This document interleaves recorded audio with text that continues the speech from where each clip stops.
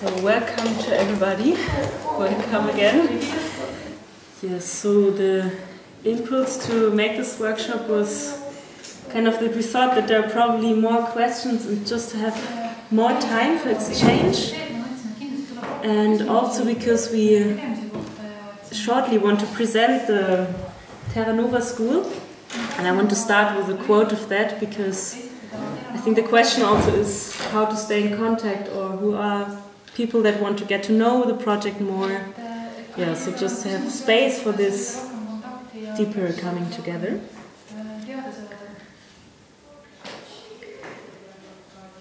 The future is always present. The caterpillar contains the information of the butterfly.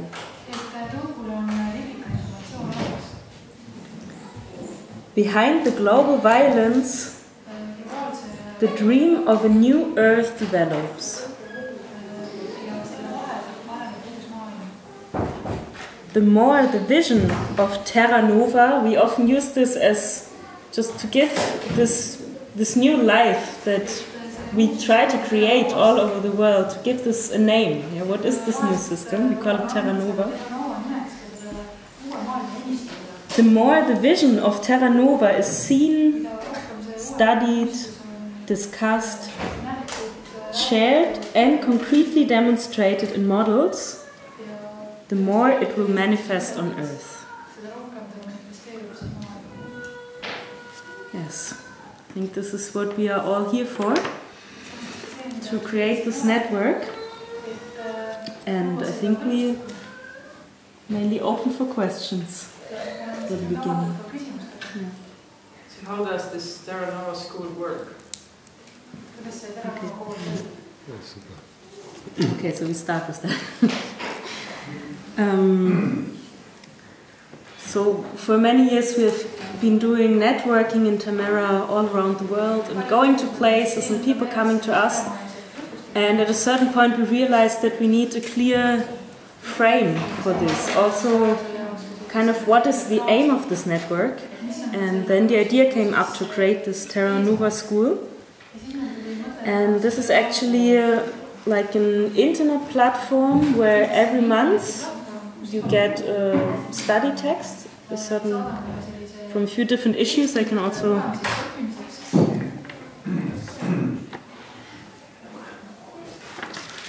just to read the main topics of the education. Realigning the human world with the higher order of life and creation. Non-violent cooperation with all co-creatures. Restoring nature and building water retention landscapes, like you could see in the movie. Establishing decentralized subsistence economies. Withdrawal from the oil industry through the development of autonomous energy systems. Building functioning communities. Ending the war between the genders and all sexual humiliation.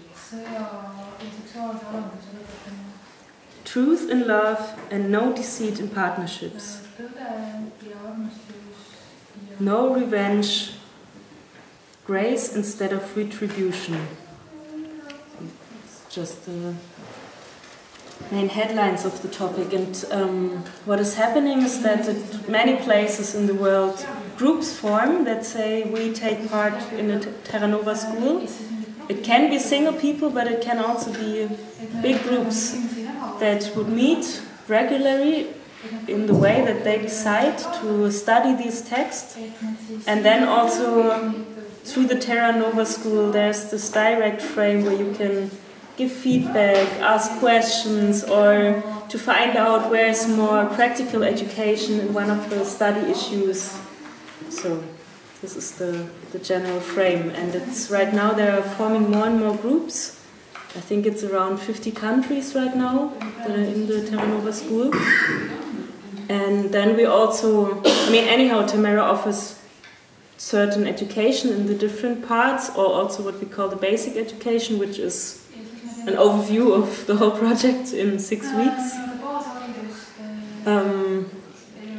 Yeah, and for example, this year we had the Sun University that we just came from, which was meant to be the moment where all these groups gather. And this is something that we are building up more and more. And in the communication with the groups also to see what is needed as a support. If out of the study group you really want to create a community and come to questions, that you have a vessel to ask that, and so on. Yeah?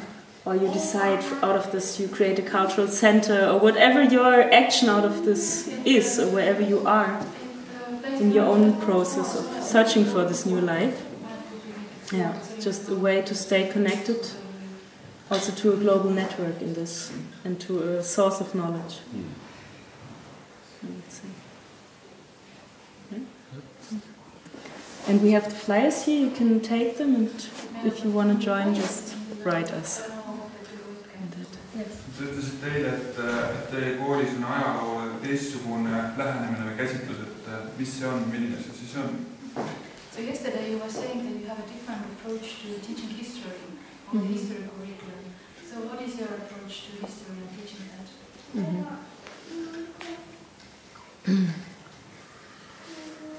I mean, for me, there are different things. The one thing is that I don't think you can teach history just by learning numbers and names. So what I would do is to give a context.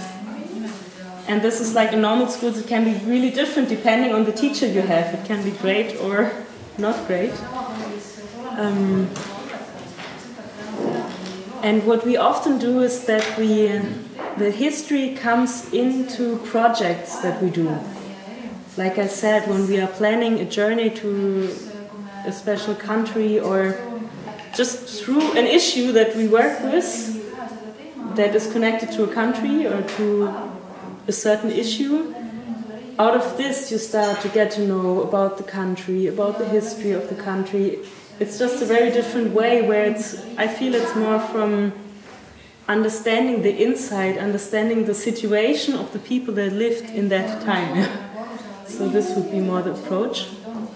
And the other side is also that I believe that there were times on the planet where there was not a war society, but where there was a peaceful society, and this part is often just kept aside. The history we learn is only the part where the wars happened. And so this would be the other part for me, to also let them know about ancient cultures, about indigenous tribes that had different approaches to life. And it's just to say it also because we do, as Tamera is really directed towards the situation of the world, also the children, of course, they see a lot of what is going on in the world. And what is really important for us is that this is a process. The youth, they are confronted with the situation of the war, for sure, and they want to know. But to check that they don't get this negative information too early, that they see more positive things of the world, and the more they grow up and start to ask themselves, then to give them the full information of what is going on. But also to give them at the same time possibilities to act, to help.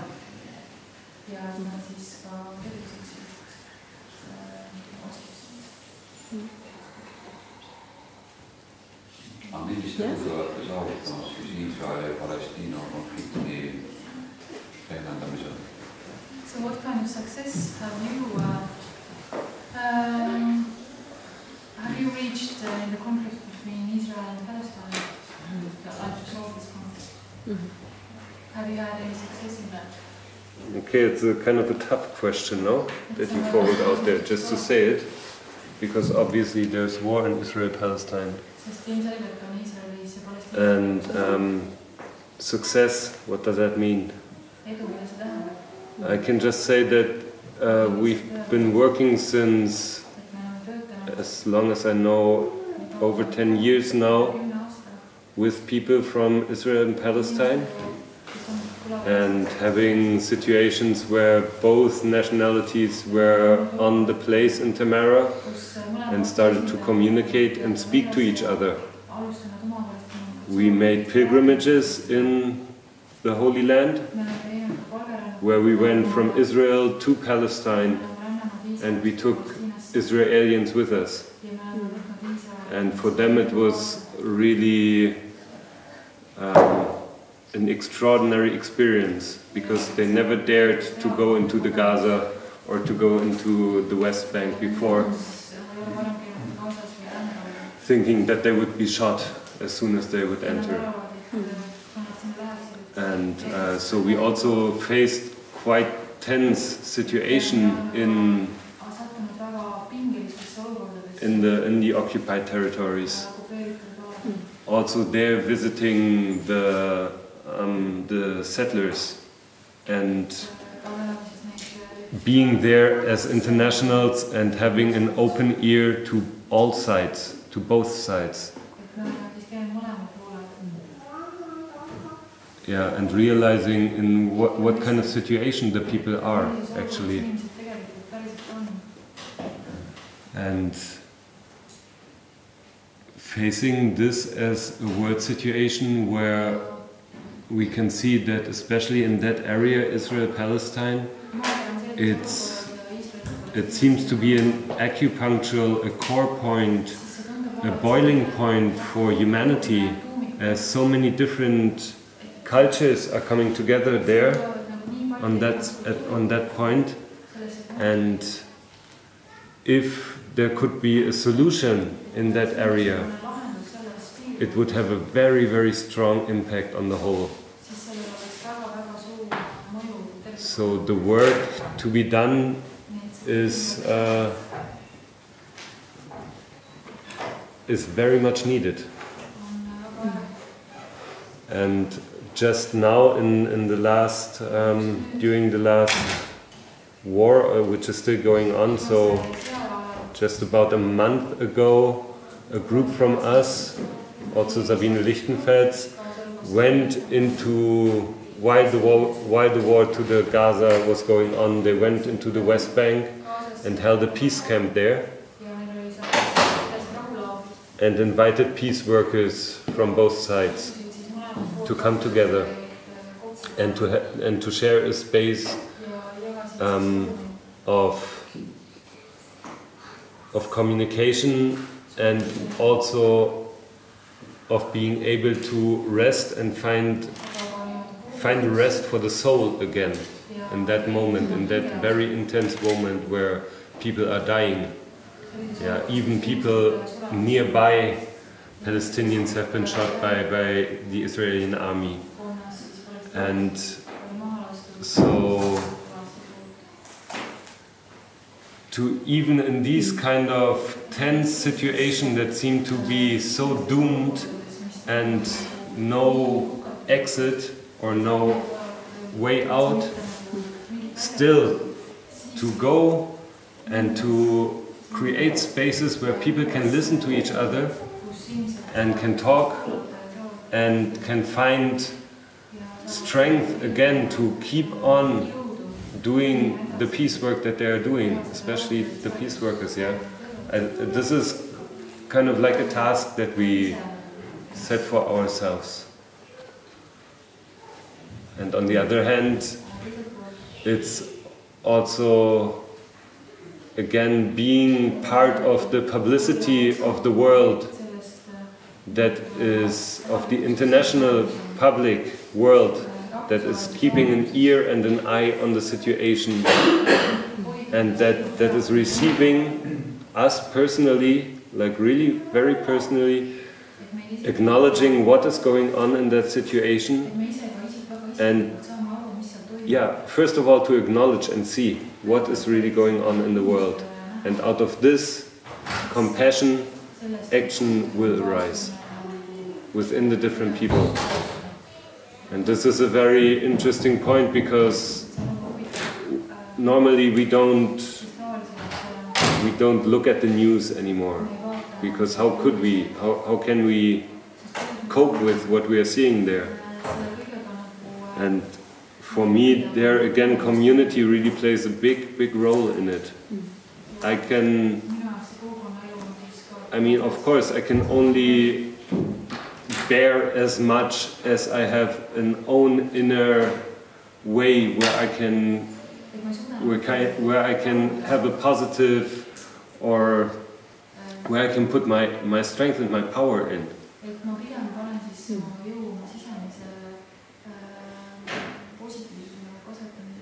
Yeah. That was partly of the answer. It was partly like an insight in this kind of political work that we are doing, and also a part that is driving us to keep on working on the different solutions in the different areas. And to add that for, I think, around 8 years now, there is a group of Israelis, Palestinians and internationals that want to create a peace research village in the Middle East, and that educated themselves in Tamera for many years. And to see this, I mean, this would really be an acupuncture point to set such a community in the crisis area, like in the middle of the conflict. And there we see that this is a very long process. They were just really going forward for it. They were trying to find a land which is really difficult. And just now, because of the war situation, they realized we have to make a break. We have to kind of reload our batteries. They couldn't stand the situation. So in this sense, we are always accompanying people or groups that try to build up communities. Yeah, so now they came to Tamera and have been part of this vision camp, and are now deciding what is the next step to do to be able to create this vision.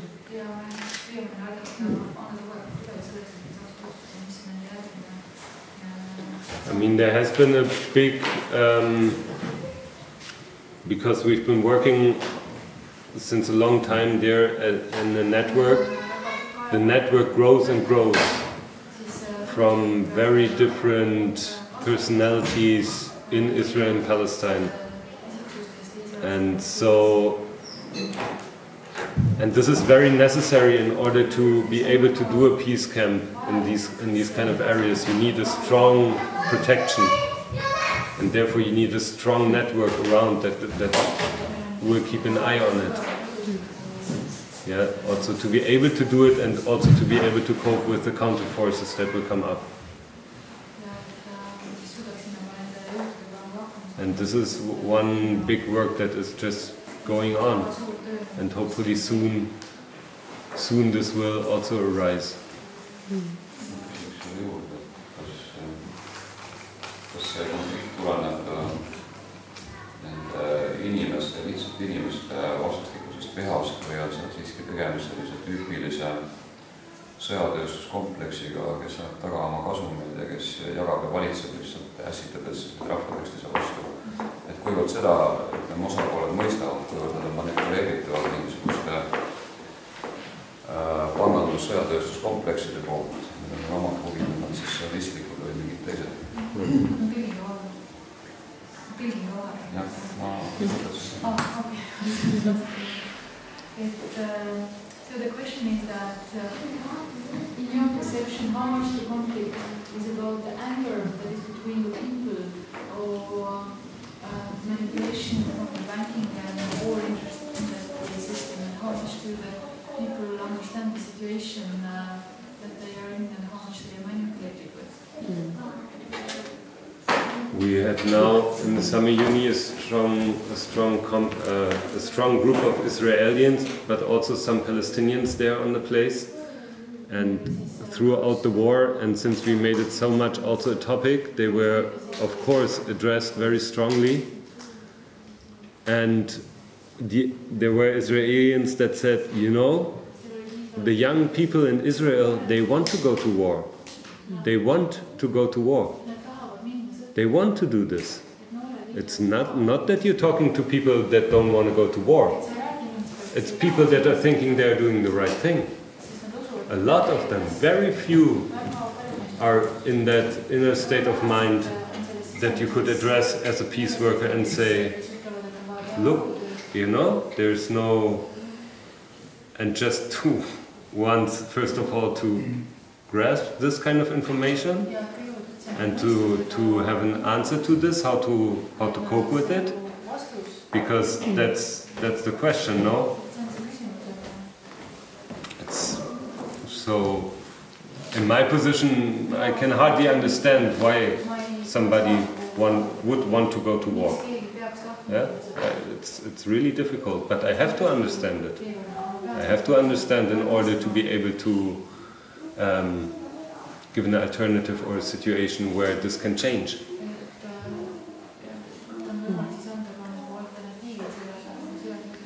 I mean, for me, there's not a linear answer to that question, because it lies on many different levels. I would say it's both. It's the global economy, like the interest of the politics, and at the same time it's really the structure, how the society is built. Like when you look at the history of the Israelis, I mean, we know it, yeah? What it is, and how I could observe the people in the country. Through this history, there's fully this belief we are the victims, which they were, yeah? This is so clear. And this is completely still in the cells of the people, and also of the young people. They get it from the older ones. And for example, that in Israel it's like this, everybody goes to the army, the women, the men, everybody. Yeah, for me, this is, as a German, this was really like crazy, going to state, knowing that every person I meet on the street was in the army. For me, it's for like, 2 to 3 years. Whoa, yeah. And for them, it's just normal. People don't even think about it, because this is how they have been raised, in this consciousness. We were the victims, now finally we have this country, now we have to defend ourselves. This is still the picture that they live in.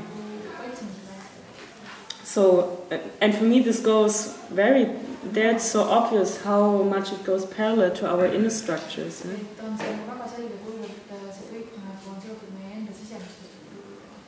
I mean, I know it, for example, I think everybody knows the situation where you believe, I've never been understood, like when I talk. One example, yeah? People never understand me, and as soon as there's then a little situation where maybe somebody really didn't understand me, which would not be so bad, I could explain myself, but it goes to this point of pain inside, and you make a big drama out of that. Yeah? This is exactly the same structure like we have it inside of ourselves. And on the Palestinian side, it's the same, yeah? I mean, it's a different structure, but they also grow up in this situation, and it's hard to change.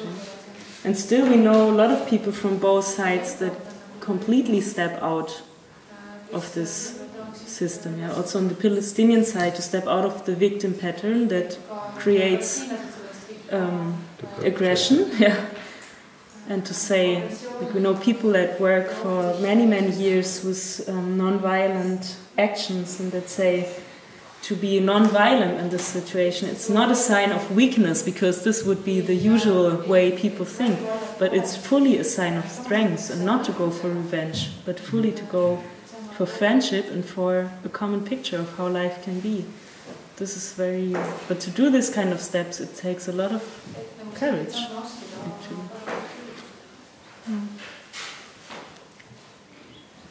I mean, the political situation of this nowadays conflict is really very, very complex. And I mean, on the other hand, it is clear that all the wars that are being fought on this earth, they are being fought because of economic interest and interest of power. And the crazy thing is that the population goes with it. That is really a crazy thing to understand. And there is also the way to change it, no? It's like it's a change of consciousness that needs to take part, that needs to happen.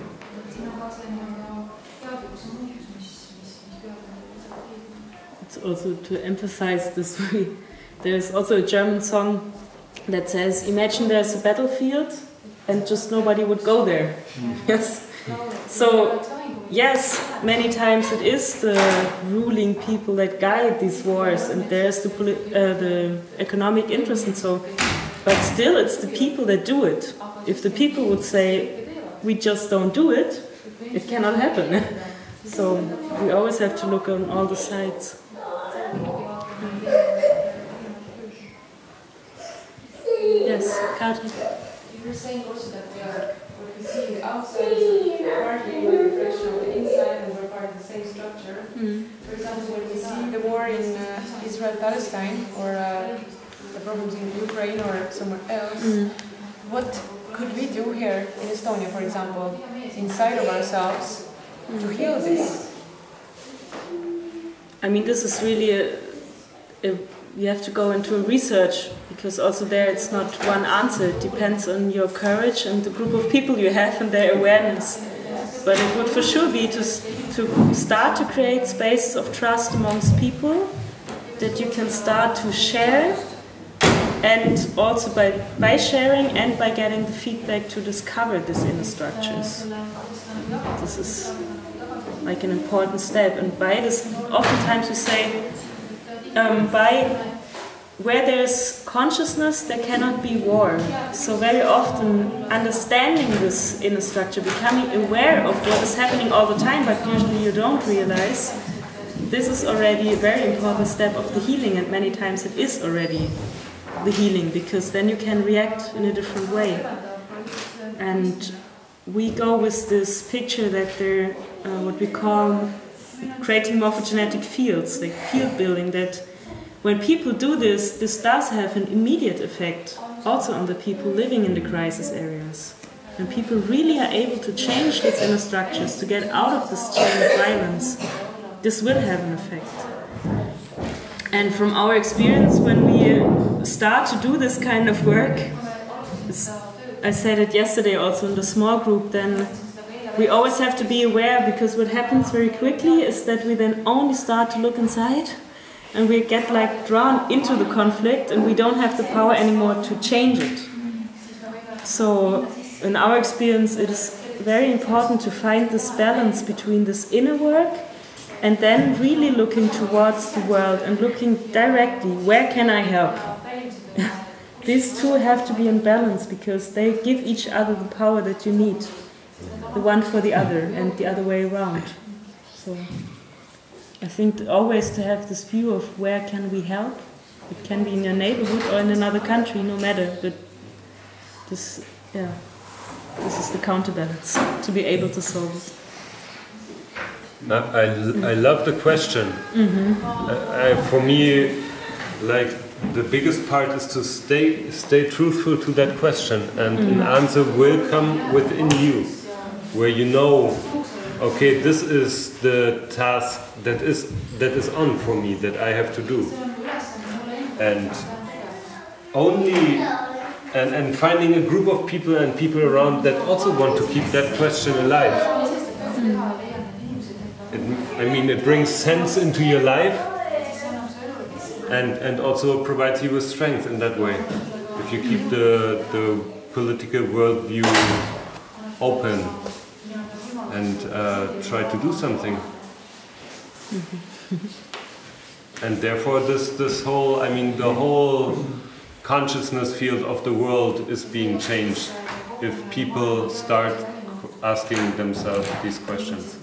And then answers will come. Another question. Maybe some other people would also like to ask this, but I know in Tamera you work a lot with sexuality and love. So, and I know there is a connection between this work about the wars and love and sexuality. Can you please elaborate a little bit on this? How is love and sexuality connected to the wars in the world, and what can we do to heal this topic? Again.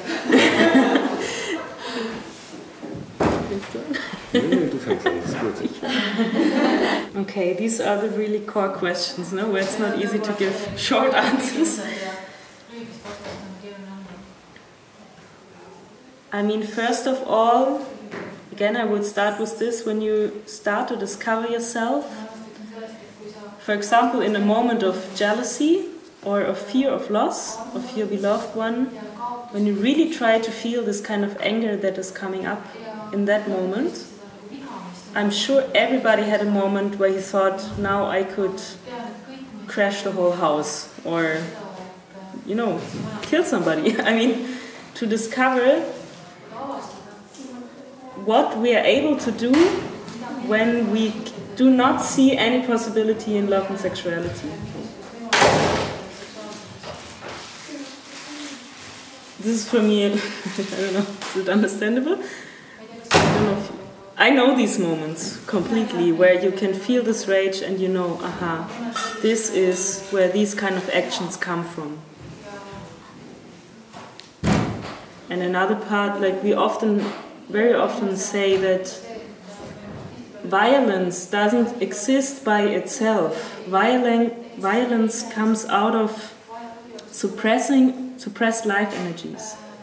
It's the same like when you have a river that would flow freely and you build a dam, yes, so the water is growing, you have a big lake. What is happening is that the water would get dirty.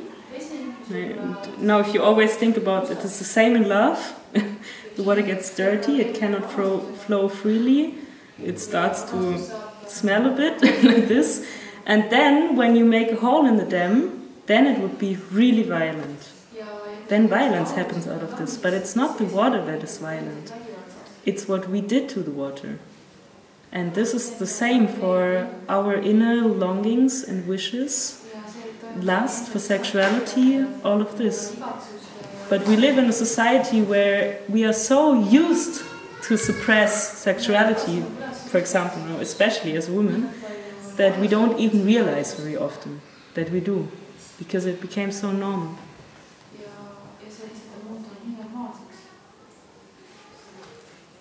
Yeah, so start, maybe you continue. But can I ask like a personal question? Like you have grown up in a community where the issues of sexuality have been researched. But at the same time, I assume that you were not brought up in an isolated situation. So have you ever felt like this inner conflict when growing up? That the things that are going on in your community and how you are brought up is wrong because everybody else outside is doing something very different? Or have you felt like a freak or an alien? Or have you perhaps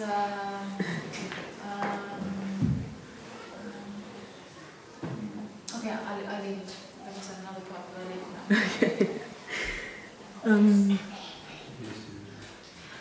Et ühesõnaga küsin, kas ma isikliku küsimuse küsida, kuna ta on kogukonnas üles kasvanud, et kogukonnas, kus tegeletakse ka nagu seksuaalsuse uurimisega, aga tal kindlasti üleskasvatus on olnud ka ju kontaktid tavaühiskonnaga, et kuivõrd on ta tundnud, et või kas ta on üldse nagu tundnud, et see kultuur, mis on kogukonnas olnud, on nagu imelik või vale, sellepärast, et kõik ülejäänud inimesed ümberringi käituvad justkui teistmoodi või on see tunnet selleks vastupidine olnud. Kas ta on tundnud, et teda on nagu võetud mingisuguseks friigiks või mis konflikti on seal temas? Okay, now I would have to tell a bit of the story because I've been growing up in Zek, that you saw the pictures yesterday, for 9 years. So this was my childhood time till I was 15, 16. And then I decided I was 1 year like traveling and checking other communities, and then I decided to go to Tamera. And this I can say this was a conscious shift that I think this was very important, because there needs to be the moment where you as a youth, at some point you have to decide, is it my project or is it only because I've been growing up there? And in Zek it was, like for me it was always this term community and even free love and jealousy does not belong to love. This was kind of normal for me. But of course we had lots of friends from from all around Germany in that time. And we started to open a youth house and had lots of parties and got to know the people more.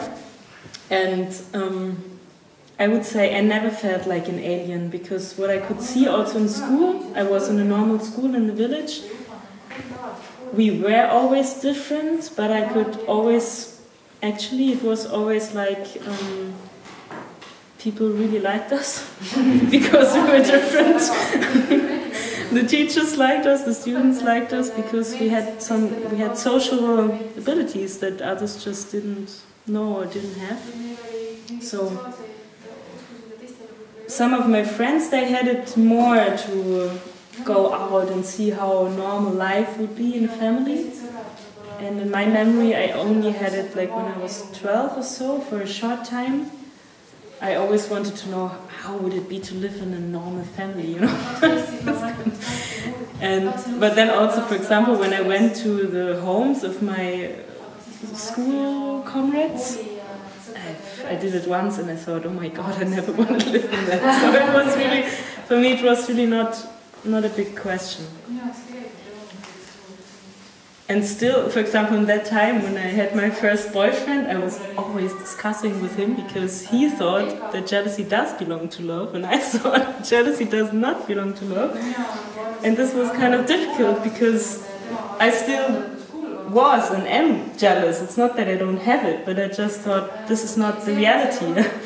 So when he did something with another girl, and I didn't react with a scene, like he didn't say, you know. And then he was really irritated. So it's like, okay, how do you deal with that? But at the same time, I could also observe when the other women then did this kind of thing to the man, that he would go. So I knew, okay, if I'm through or not, this is for sure more effective for sustainable love than to say, no, you're not allowed to go to other women.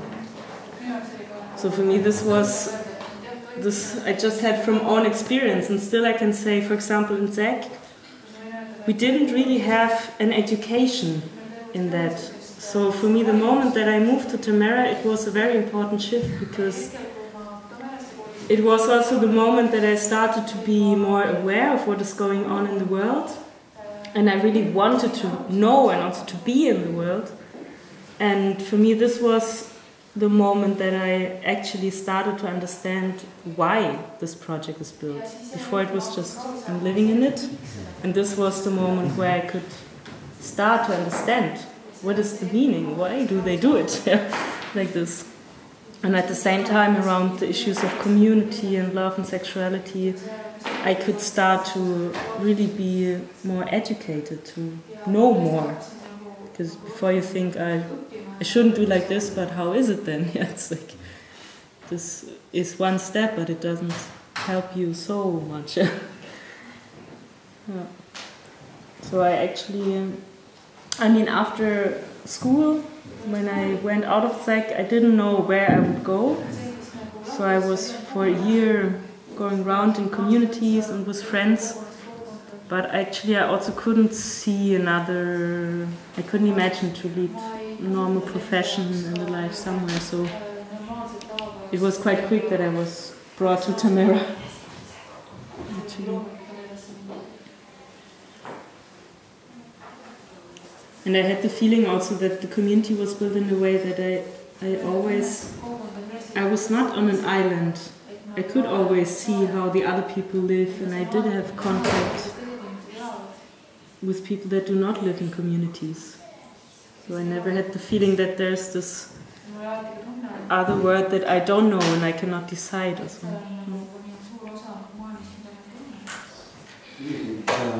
Toetavaid struktuure te olete loonud oma kogukonnas lisaks sisemisele oma tööga iseendaga, et luua seda vaba armastuse hirmuvaba armastuse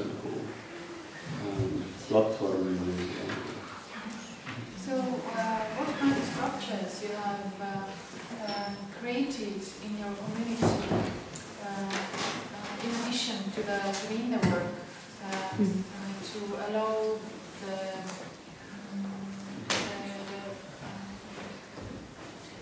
free love to emerge and to support that atmosphere.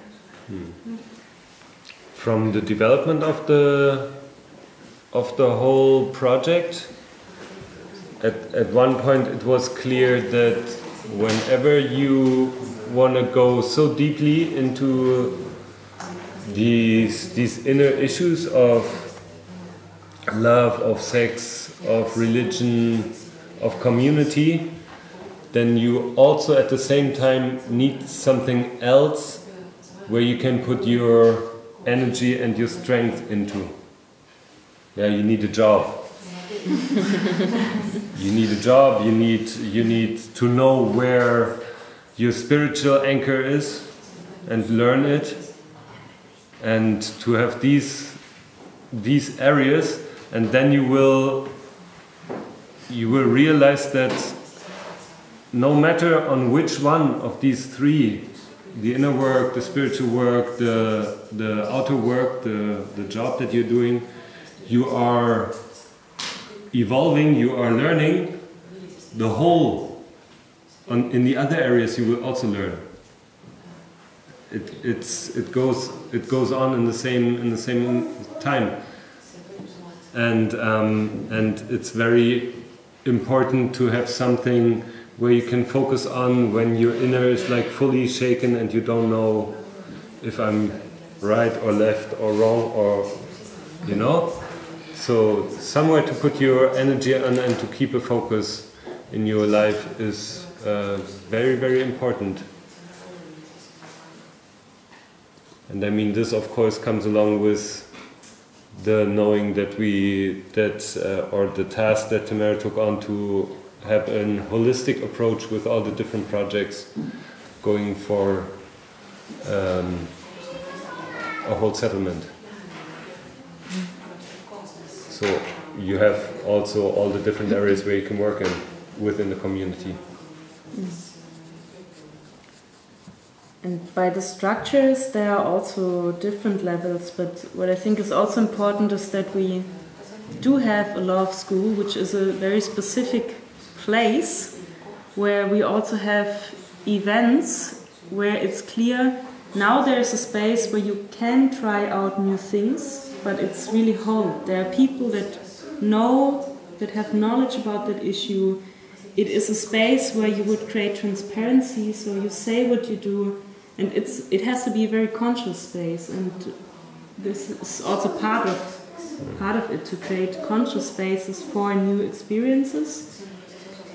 Yeah, and at the same time, of course, the aim is that it can just be live, these new experiences, and this is a way and also from the development of the project, there were times where they fully did all kind of experiments, and then it also went back a lot because we started to do all the projects, we didn't have so much time, and also the transparency, because the group was so big, it was not so easy to bring it through.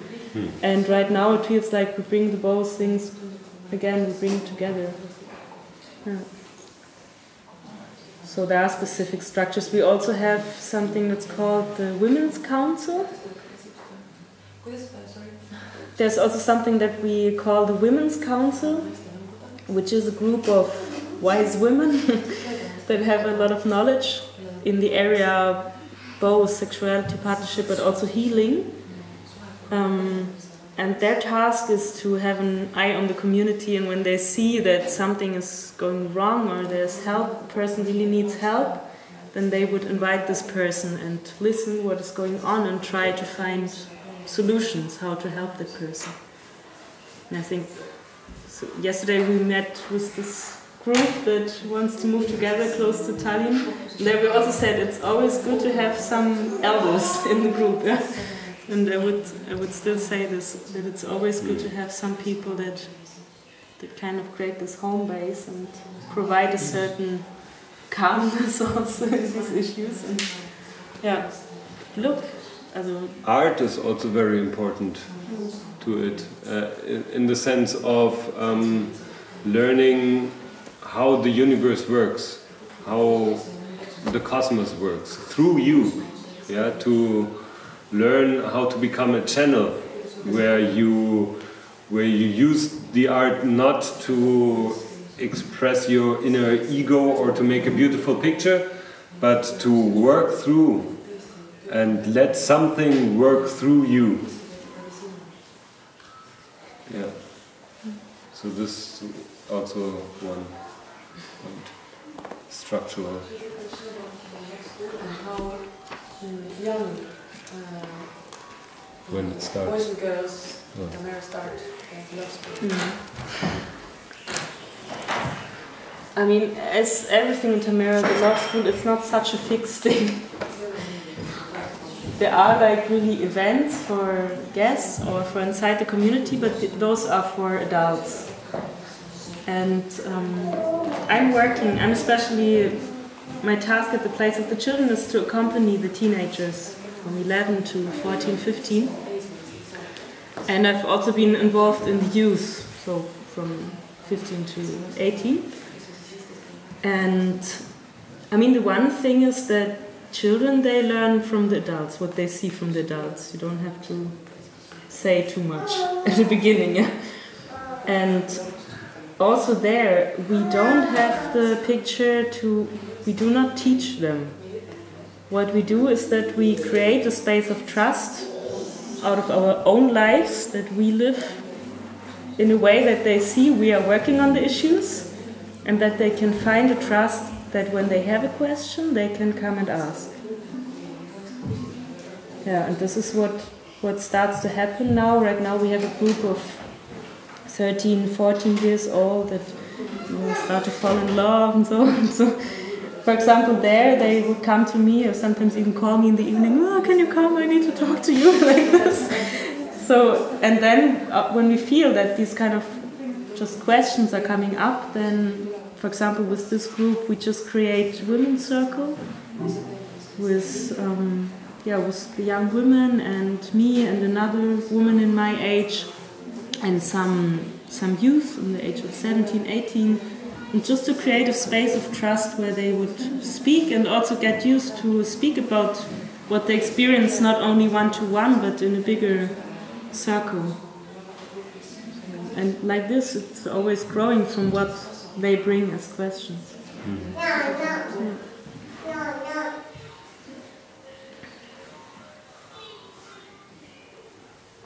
Mul on küsimus, et kui võrdsed te olete oma kollektiivis või on keegi võrdsem? It's an interesting question. He's saying, I mean, it's refers to the Soviet time, and people said that everybody's equal, but there's always somebody who's more equal. He said like this, but he's asking how equal you are within the group, and are there other people who are a little bit more equal than the other ones? Yeah, we are definitely all more equal than the others. I mean, hierarchy. There is hierarchy, of course. They're in a group. Whenever it comes up, there's a thing that I would call natural authority. If somebody in the group just has more knowledge in a certain area, then it's clear that you listen to him or her, and that goes from human knowledge or to very technical knowledge or whatever. If you have a question or an issue comes up, then you scan the group and you know if that person says something, then you should better listen to it. You can of course question it, but you should first of all listen to it. And then it's a big group. We are 170 people. We have people that come anew. The question of trust building amongst each other is an ongoing process where all the situations that occur in normal society are also there. So people that take on leadership and start to speak what they think often come into the position where they are from the other being seen as the leaders, the ones that make the decision. But actually they don't want to be in that position, right? And so they don't want to be in that position. So you can assume that everybody actually wants to have feedback, and a feedback loop. And this is something that humans really have to learn, especially in groups, to give clear feedback to what is going on. If you forward a question into a group like this, it will take some time until the first one speaks. But that is not normal. That is because we are like we are, but we are not normal. Usually if I would ask in a group something, somebody would just answer. Just like this, you know? And so those are the processes that we're working on.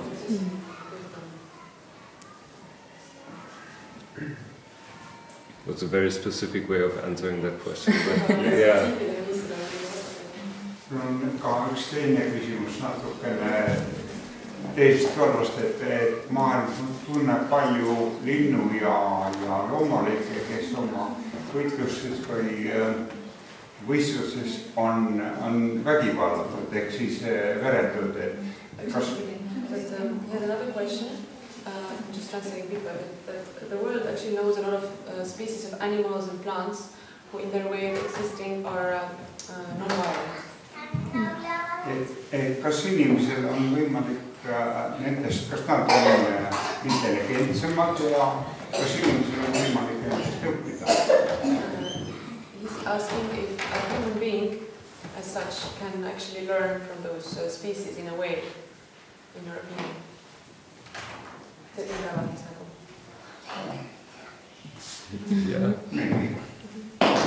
Yeah, I believe, I mean, nature is our biggest teacher.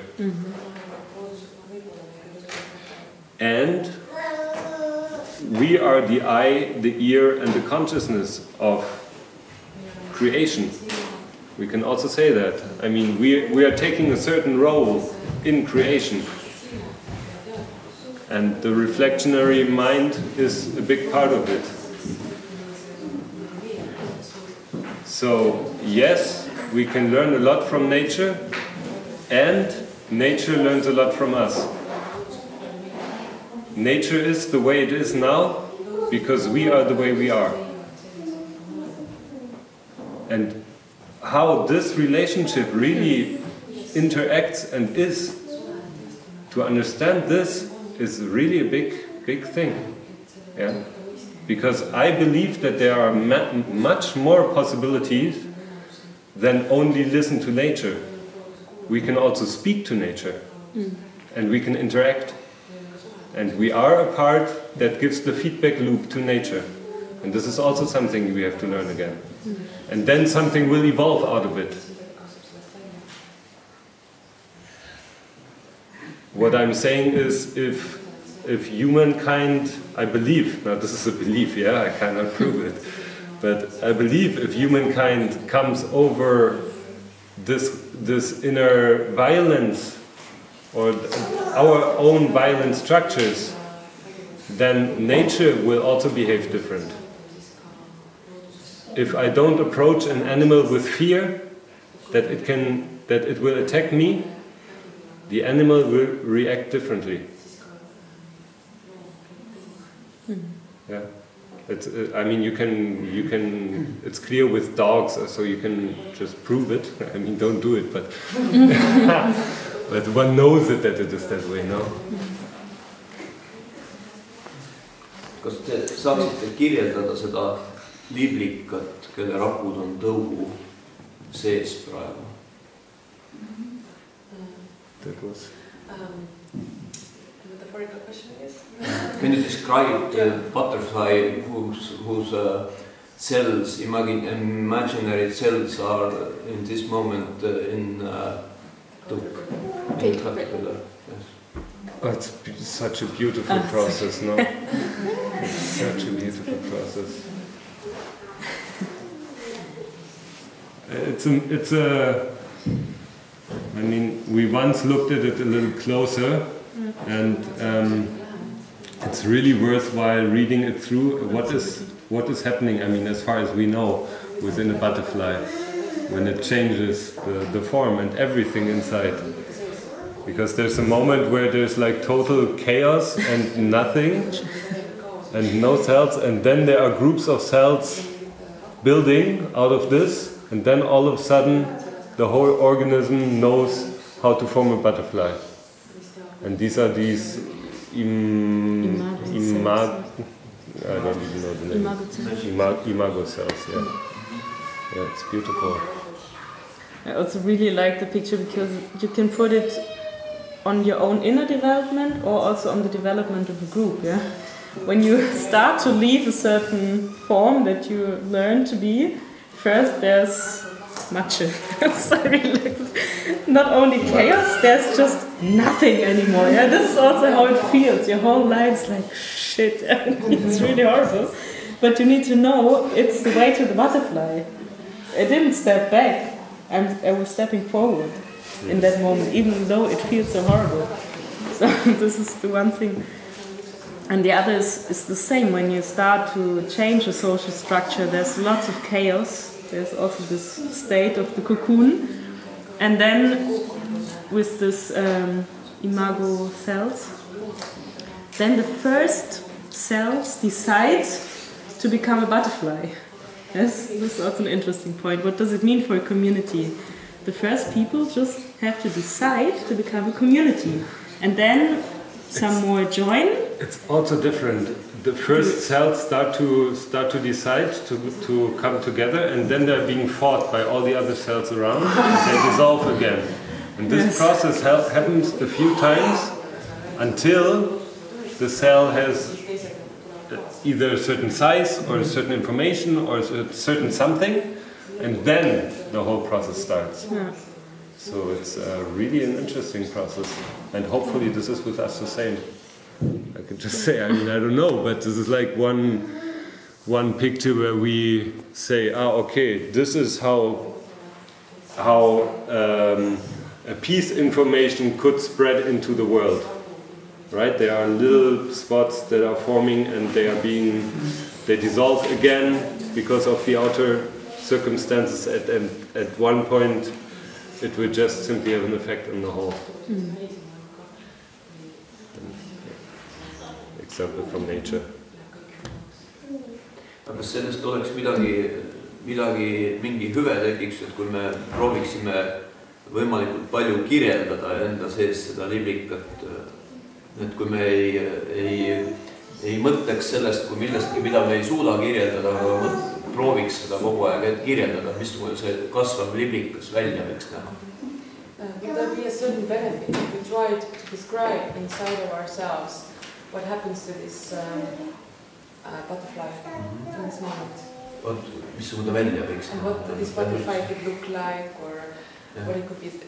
Mitte me ei võtaks would it be useful to try to describe the process when this butterfly isn't yet born? Jah, me näeme misikest rakku kohe ja me hakkame seda kirjeldama. And we just start to describe it.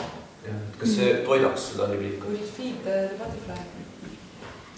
I think for sure. I mean, I believe we will not yet know how the butterfly will look like, but we can start by knowing that there will be a butterfly at the end of the process, somehow. Yeah? And for me, it's I really love this analogy, this comparison with giving birth, for example. When a woman is giving birth, if you wouldn't know that a child will come out of this, you would probably die from the process because of the pain that is there. If you go through a pain and you don't know something beautiful will come out of this, it's a very different situation. So this process to get together with people and to start to see this new, I think this is very important because it will give us the strength to go through all the difficulties that are on the way.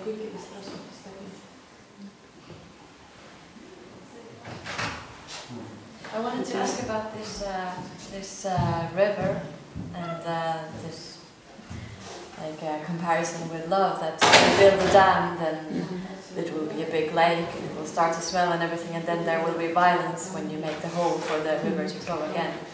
But in Tamera, do you think that the river should always flow freely, or how do you dam it so that it flows, but there is this navigation?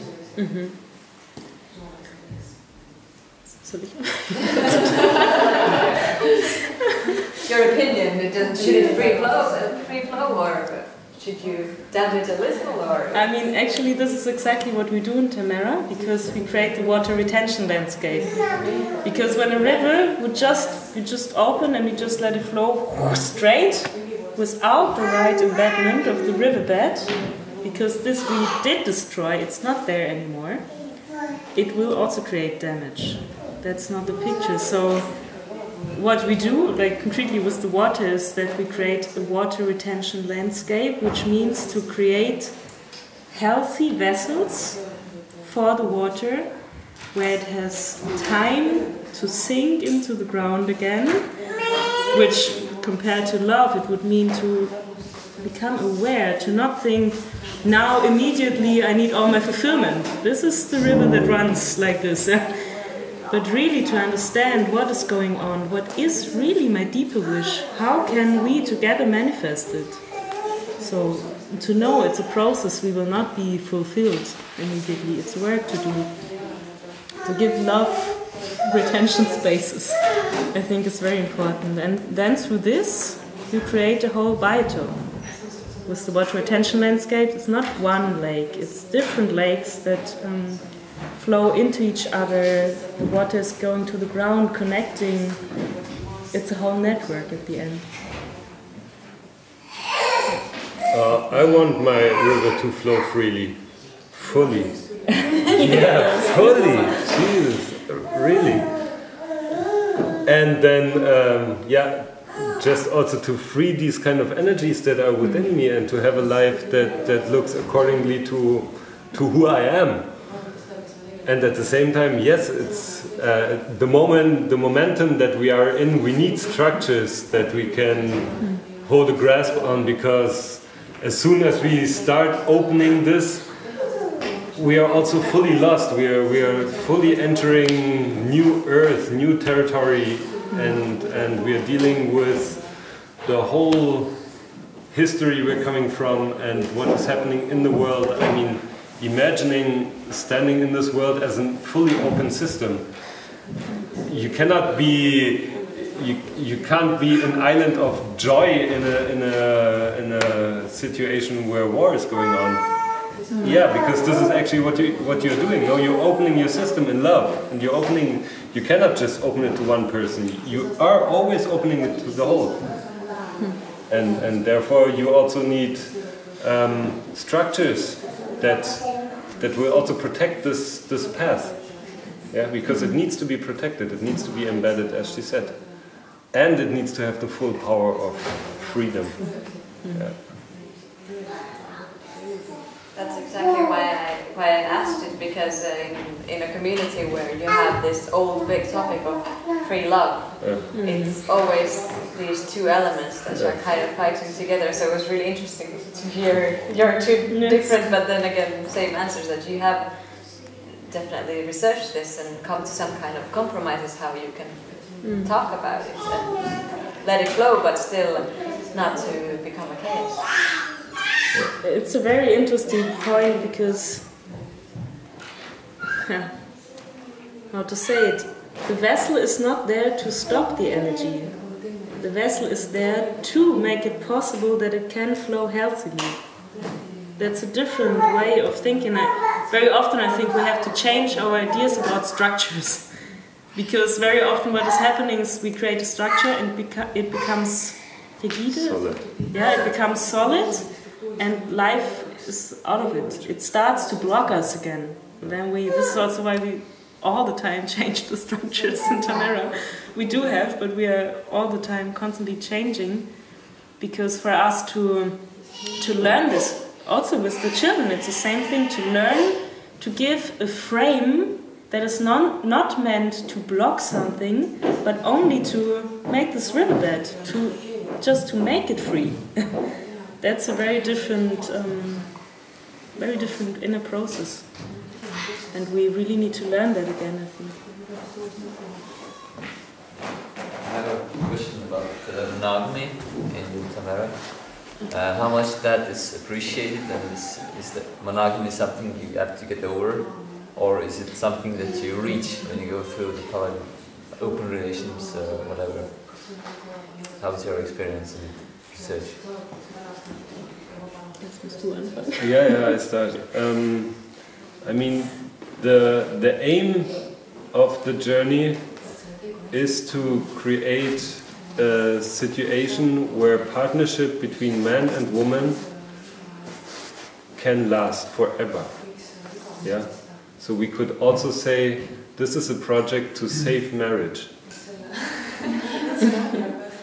Yeah. And now the question for each and every one is, what does it look like in your life? In order to do so, you have to follow your truth. And this needs to be seen and accepted by your partner, whoever that is. And therefore there is no concept of monogamy or not monogamous behavior or so on. And for my own experience, I can say that I realized throughout the time in Tamera and being there, I realized that I myself have to learn what love actually is. Yeah? And I also have to learn what sexuality is. And that I can also follow my sexual being and wanting towards many women. And that this is also good.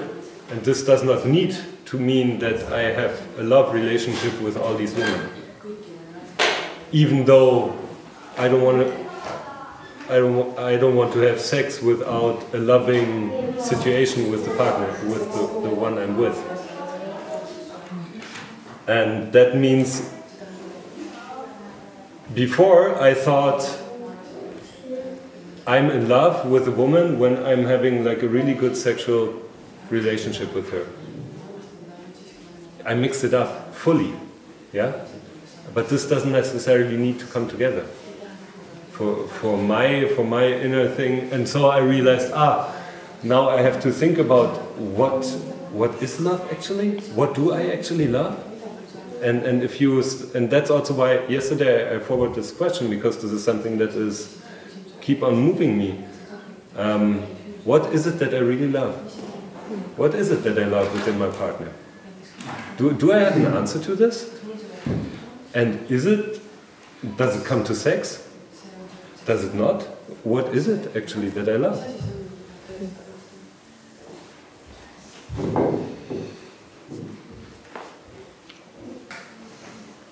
And the question about monogamy?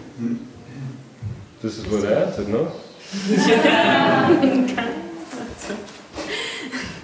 I mean, this is what I mean with partnership. Monogamous, you can be monogamous if you want to be it. It's you have to make it transparent. I mean, everybody has to know about it. Like your partner or the one or you wish that you're coming with. It's freedom. You can do. It's nothing that you cannot do, that you don't have to do. Hardly anybody chooses that track, but that's not because we say we don't want it. It's just, this is the reality that is happening. Hardly anybody says, I want to be fully monogamous with this and that person after a while. Normally the people want to try out and open their relationship. And then it's also a path. And then there are also times that happens more often. There are also times when couples that are together for some time, then they say, now I really want to have a monogamous time with that woman for 3 months, for some time, for a year, for 3 days, for a week. I don't know what kind of, and then we go ahead and look what's going on and how we want to continue. and to stay truthful and transparent in that process. This is what it is about.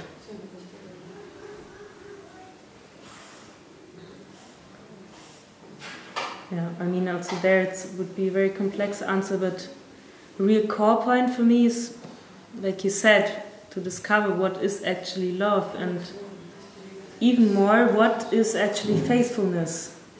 Because usually faithfulness means you don't have sex with others. But this is actually not true. Faithfulness, for me, to become a woman that is faithful to a man, it's a very different process, because what it means is that I have to decide not to fight anymore. To stay faithful to my love. And this, I have 10 situations a day where I'm not. So this is really a constant training. And for me, in this sense, faithfulness is a very high term. Same as love is a very high term. And it is a training to reach there and to find out what love actually is. So for me, the picture of partnership, of long-term love, it's a very high picture. And it doesn't have to be connected with monogamy in the sense of not having sex with other people. It can, but it doesn't have to be the same. I just want to say that we have last 5 minutes. Mm-hmm. Mul on kaks isiklik küsimus, et tavameditsiin ütleb, et minu haigus on äravõimatu. The normal medicine says that his sickness is unhealable. Aga ma sisemas usun, et kui ma muudan enda elu, et But inside he believes that when he changes his life, näiteks kui te võtaksite mind oma ühiskonda ja sellega ma terveneksin või vähemalt ei langeks allapoole. But maybe, for example, you took me in your society and I would heal or at least not go backwards. Kas see oleks teile okei? What? Would this be okay for you? What do you mean? I understand that he has a question about his health, and if, for example, would it be possible for him to join and heal without normal medicine? Kas tervena ilma tavameditsiinita proovida, kas oleks võimalik selle kogukonnaga liituda sellel eesmärgil? Yes, would it be possible to join Tamera to heal himself without normal medicine? He's asking. Just asking one. First of all, I would say it's really a beautiful picture, and I also do believe that healing can happen in another way.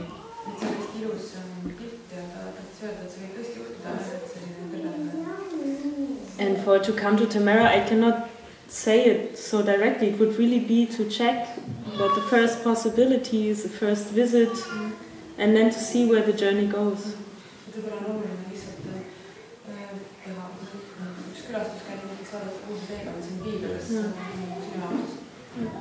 And also to say that for me the issue of healing is somewhere we still need much more research. Because there were all kinds of phases also at the beginning of the project. They did really extreme things and they did heal things that usually you say would not be possible through the community process, through truth and through connecting to another reality. And still this is something, the space you need for that, it is so different to daily life that we are not yet at the point to be able to provide this in Tamera. So in this point I see that we are fully on the bridge, in the middle of the bridge between the old and the new system. Yeah. I mean, Tamera is a place that is dealing with the issue of healing, and therefore there is a lot of knowledge also gathered on that place, and also information from other places on the world, how is being dealt with healing.